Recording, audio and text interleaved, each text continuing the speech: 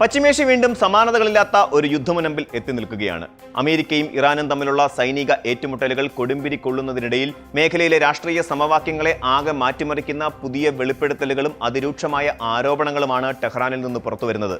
ഫെബ്രുവരി അവസാനം ആരംഭിച്ച US സൈനിക നീക്കങ്ങളിൽ ചില പെർഷ്യൻ ഗൾഫ് രാജ്യങ്ങൾ നേരിട്ട് പങ്കാളികളായെന്നും ആക്രമണം നടത്തുന്ന അമേരിക്കൻ സൈന്യത്തിനായി സ്വന്തം മണ്ണ് വിട്ടു നൽകിയെന്നും ഇറാൻ വിദേശകാര്യ മന്ത്രാലയം പരസ്യമായി ആരോപിച്ചിരിക്കുന്നു. ടെഹ്റാനിൽ നടന്ന ആഴ്ചതോറുമുള്ള വാർത്താ സമ്മേളനത്തിൽ വിദേശകാര്യ മന്ത്രാലയ വക്താവ് ഇസ്മയിൽ ബഗായി നടത്തിയ ഈ വെളിപ്പെടുത്തൽ ഇറാനും അയൽപക്കത്തുള്ള ഗൾഫ് രാജ്യങ്ങളും തമ്മിൽ നിലനിൽക്കുന്ന നയതന്ത്ര സൗഹൃദത്തിൽ വലിയ വിള്ളലുകളാണ് വീഴ്ത്തിയിരിക്കുന്നത്.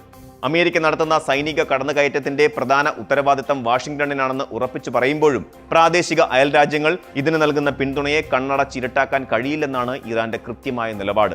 അന്താരാഷ്ട്ര നിയമങ്ങളും നല്ല അയൽപക്ക ബന്ധത്തിന്റെ അടിസ്ഥാന തത്വങ്ങളും കാറ്റിൽ പറത്തിക്കൊണ്ടാണ് ചില ഗൾഫ് ഭരണകൂടങ്ങൾ തങ്ങളുടെ ഭൂപ്രദേശങ്ങളും സൈനിക താവളങ്ങളും ഇറാനെതിരെയുള്ള ആക്രമണങ്ങൾക്കായി തുറന്നു കൊടുത്തതെന്ന് ഇസ്മയിൽ ബഗായി കുറ്റപ്പെടുത്തി. ചില പ്രത്യേക സംഭവങ്ങളിൽ ഈ രാജ്യങ്ങൾ സ്വതന്ത്രമായി തന്നെ സൈനിക ആക്രമണങ്ങളിൽ പങ്കെടുത്തതായി വ്യക്തമായ വിവരമുണ്ടെന്നും അദ്ദേഹം അവകാശപ്പെട്ടു. വർഷങ്ങളായി മേഖലയിലെ രാജ്യങ്ങളുമായി പരസ്പര ട്രസ്റ്റിലും പൊതു താൽപര്യത്തിലും അധിഷ്ഠിതമായ സമാധാനപരമായ ബന്ധമാണ് തങ്ങൾ ആഗ്രഹിക്കുന്നത്. എന്നാൽ ഒരു വിദേശ ശക്തി തങ്ങളെ ആക്രമിക്കുമ്പോൾ അതിനായി സ്വന്തം ആകാശപാതയോ സൈനിക താവളങ്ങളോ തുറന്നു കൊടുക്കുന്നത് ഒരു തരത്തിലും സഹിക്കാൻ കഴിയില്ലെന്ന സന്ദേശമാണ് ഇറാൻ നൽകുന്നത്. നയതന്ത്ര ചർച്ചകളുടെ വഴി തടസ്സപ്പെടുകയും ആണവ കരാറുകൾ അവസാനിപ്പിക്കുകയും ചെയ്ത ഘട്ടത്തിലാണ് ഈ പ്രകോപനങ്ങൾ വലിയൊരു യുദ്ധത്തിലേക്ക് വഴിമാറിയത്. എന്നാൽ ഇറാന്റെ ഈ ഗുരുതര ആരോപണങ്ങളെ ഗൾഫ് സഹകരണ കൗൺസിൽ അംഗങ്ങളായ രാജ്യങ്ങൾ പൂർണ്ണമായും നിഷേധിക്കുകയാണ് ചെയ്യുന്നത്. തങ്ങൾ ഇറാനെതിരെ നേരിട്ടോ അല്ലാതെയോ ഉള്ള ആക്രമണങ്ങളിൽ പങ്കാളികളായിട്ടില്ലെന്നും സ്വന്തം പരമാധികാരവും ദേശീയ സുരക്ഷയും സംരക്ഷിക്കുക മാത്രമാണ് ചെയ്യുന്നതെന്നും ഗൾഫ് രാജ്യങ്ങൾ വ്യക്തമാക്കുന്നു. ബഹ്റൈനിലെ US 5th ഫ്ലീറ്റ്, ഖത്തറിലെ അൽ ഉദൈദ് എയർബേസ്, കുവൈറ്റിലെയും UAEയിലെയും സൈനിക കേന്ദ്രങ്ങൾ തുടങ്ങിയവ പതിറ്റാണ്ടുകളായി മേഖലയിലുള്ളവയാണ്.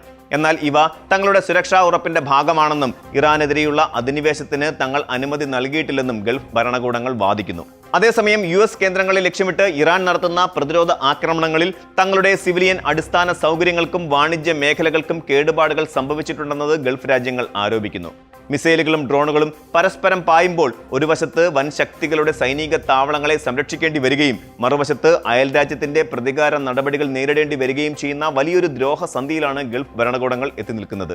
അമേരിക്കൻ പ്രസിഡന്റ് ഡൊണാൾഡ് ട്രംപിന്റെ പുതിയ തീരുമാനങ്ങളും മാധ്യമ റിപ്പോർട്ടുകളും യുദ്ധത്തിന്റെ വ്യാപ്തി എത്രത്തോളം ഗുരുതരമാണെന്നാണ് വ്യക്തമാക്കുന്നത്. ഓപ്പറേഷൻ എപ്പിക് ഫ്യൂറി എന്ന പേരിൽ ഫെബ്രുവരിയിൽ ആരംഭിച്ച ആക്രമണങ്ങൾക്ക് ശേഷം താൽക്കാലികമായി ഇരുവിഭാഗവും ആക്രമണങ്ങൾ നിർത്തിവെച്ചിരുന്നുവെങ്കിലും അമേരിക്ക വീണ്ടും അതിശക്തമായ ആക്രമണങ്ങൾക്ക് പദ്ധതിയിടുന്നുവെന്ന വാർത്തകൾ പുറത്തുവരുന്നുണ്ട്.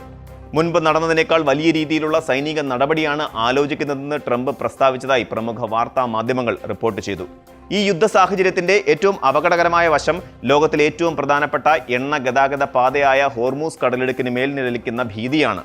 ആഗോളതലത്തിൽ ഉപഭോഗം ചെയ്യുന്ന എണ്ണയുടെ വൻ ശതമാനം കടന്നുപോകുന്ന ഈ കടലിടുക്കിൽ തടസ്സങ്ങളുണ്ടായാൽ അത് ആഗോള സമ്പദ് വ്യവസ്ഥയെ പൂർണ്ണമായും തകർക്കും.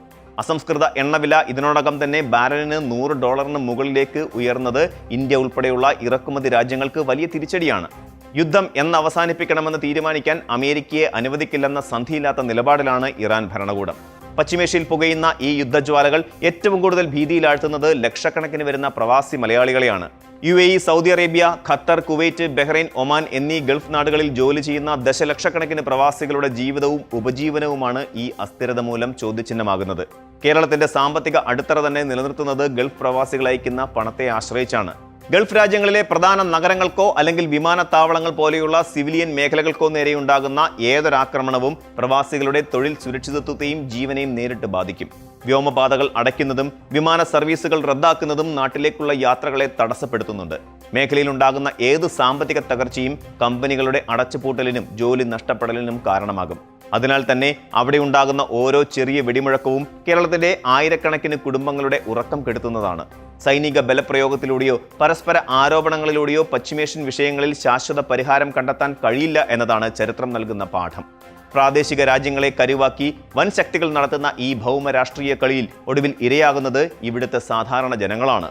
തങ്ങളുടെ മണ്ണിൽ നിന്ന് അയൽ രാജ്യങ്ങൾക്കെതിരെ ആക്രമണം നടത്താൻ അനുവദിക്കില്ലെന്ന വ്യക്തമായ നിലപാട് ഗൾഫ് രാജ്യങ്ങൾ സ്വീകരിക്കുകയും അതേസമയം അയൽക്കാരുടെ സുരക്ഷ ഉറപ്പു നൽകുന്ന നയതന്ത്ര ചർച്ചകളിലേക്ക് ഇറാൻ തിരികെ വരികയും ചെയ്യേണ്ടത് കാലഘട്ടത്തിന്റെ അനിവാര്യതയാണ്. തോക്കിൻമുലയിൽ ഉണ്ടാകുന്ന താൽക്കാലിക സമാധാനത്തെക്കാൾ ശാശ്വതമായത് പരസ്പര ബഹുമാനത്തിലും അതുപോലെ നയതന്ത്രത്തിലുമുള്ള സഹകരണമാണ്.